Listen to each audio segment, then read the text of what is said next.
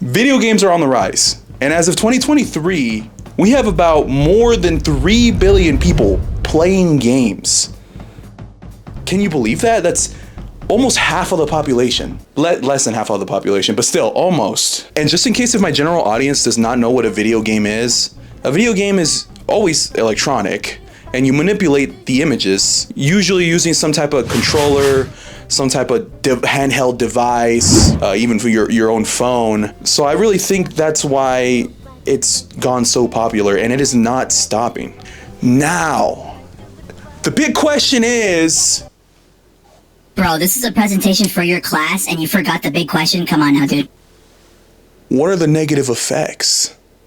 Video games have a lot of... I don't want to say negative effects, but they got a lot of stereotypes that lead on to people thinking that they have negative effects. And that's why my research question comes into play. Video games actually, I gotta hold the mic closer up to my freaking... Video games do have positive effects. And they have positive effects on your cognition, your physique, and your social life. Now, we all heard of the basic stereotypes of video games. You're sitting on your chair for hours, playing games, doing nothing else, not going outside. You're probably a Discord mod, playing with your little e-kittens. Whoa, bro, too far, too far. You gotta step back and calm down. That's like throwing a baby in the ocean and telling him to swim. Like, that's not how it works. Usually, it is parents that think that video games are bad. They usually tend to tell you, oh, why don't you go outside instead of playing video games? Pause the multiplayer game. You know what I mean? We live in a society where we're accepting technology, and we don't need to wake up, but we need to knowledge ourselves about not only the negatives, but also the positives, and how much time we spend on these things to then give us at least the middle ground, if you get what I mean. That's why I wanted to write this paper. This is a video for English, by the way. So this is mainly for my English class, but I'm uploading it to my YouTube channel. But that is why I'm writing this paper, because I feel as though we need to not only know the negatives, but also the positives. And I focus on the positives. The positive effects of cognition, like how you solve problems, how you solve issues, your thinking process. That's your cognition. And your cognition while playing video games actually significantly increases. And I'm not just saying that out of my mouth. That has been studied. I apologize for reading through my phone, but I only have a day to do this video. I cannot learn the script that I wrote, so I apologize. I have one source that shows the positive effects of simulation driving. How we use video games to simulate driving so we can then develop our knowledge on driving and how we can deal with certain situations without having the harm to actually go through those situations in real life. And I thought that was such a great, positive thing with video games. So I put that as one of my sources. I also have a source that shows the positive effects of physical gaming, like VR or like standing up on your desk, things like that. And this academic journal explains the effects of active video games, like VR, stuff like that, on college students' mental health. Active video games can reduce stress, anxiety, and depression, which then promotes their physical activity and sleep quality, helping the college student, of course, study better, be better in school. And this study emphasizes the importance of game design and maximizing the mental health benefits, which makes this source valuable to the argument explaining the positive effects of video games and even the physical well-being of a human. I also want to state out one more source, the summary of it. It's called Video Games and Board Games, Effects of Playing Practice on Oh my God, stutter anymore, I'm gonna freaking explode on the freaking screen right now. I also want to state out one more source that I really enjoyed. It's called Video Games and Board Games, Effects of Playing Practice on Cognition. I love this source because it explains and compares the cognitive benefits of video games and board games. But I just love this because it shows how more important video games are compared to board games as well. They concluded that video games significantly improve mental flexibility, planning, and memory. What video games do that board games cannot do contribute more to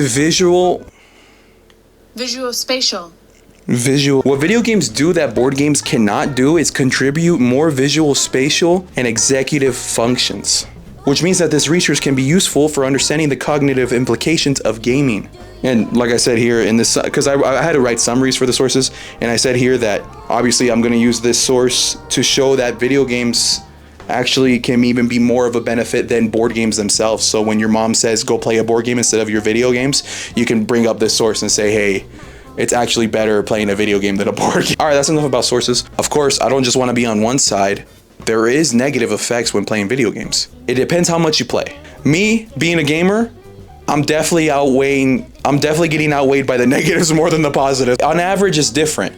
But there's some days I'm playing with my friends for like 8 hours straight. Like, I'm sorry, I know that might be bad for some people. For some people, they're probably gonna like make fun of me like crazy. But the negative effects of playing video games is blue light.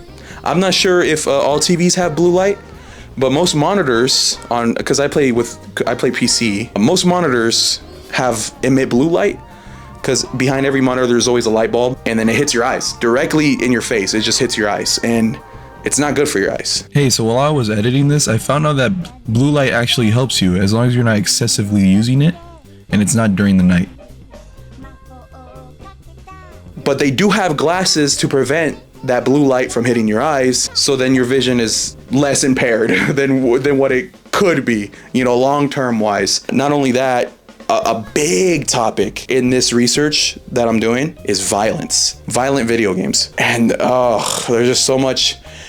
I say because there's so many factors involved in that. It's just so hard to really get to the root of the problem and understand, the main thing. There's a lot of violent games. I'm talking Call of Duty, Escape from Tarkov, I can't think of any right now, but there's so much. Marvel Rivals, you're shooting people. Just depends on the level of violence. GTA, oh my God, GTA, hello? So many games that are so violent. That's the main issue. How many are leading to think that violence tends to increase aggression. And that's why I think we have an issue with the parents. It's not the kid's fault. It's the parents' fault. What are you... Oh, hey son, here's a copy of GTA 5. Go play it now. You said you wanted it. Hey, I'm sorry. That game has violence. What are you letting your kid play? You know what I mean? As well as the social aspect of playing video games. Dude, I've had the best moments playing games with my friends. The best moments. But I definitely agree that everything must come with moderation. We should only have a limited time playing games, stuff like that. But we never listen to that, do we? we scroll through our phones 5-6 hours. I don't know how long you scroll, but everybody's different. That's why my research question is, what are the positive effects of video games? Especially to do with cognitive effects, physical effects, and social effects too. Your social aspect of life. And I hope you liked me yapping about video games and the problems that we have with them today. And for my English class, thank you for listening to me. I hope you guys have a nice day. Bye-bye.